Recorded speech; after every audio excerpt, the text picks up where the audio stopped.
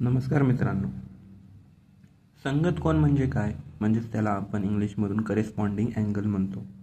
तर संगत कोन म्हणजे ज्या कोनांची छेदिकेवरची बाजू एकच दिशा दाखवते आणि छेदिकेवर नसलेली बाजू छेदिकेच्या एकाच साईडला असते त्यांना आपण संगत कोन म्हणतो.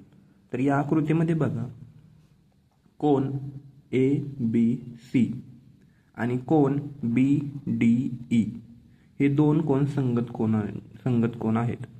का बरं? कारण ABC मध्ये AB ही छेदिकेवरची बाजू आहे आणि BDE मध्ये BD ही छेदिकेवरची बाजू आहे. मग AB ही वरची दिशा दाखवते आणि BD ही पण वरची दिशा दाखवते.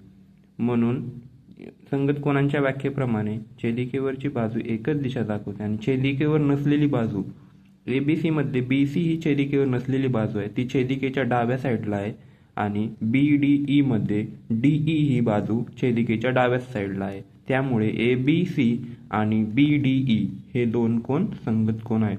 अशाच प्रमाणे इतरही संगत कोन आहेत, ते तुम्ही शोधा.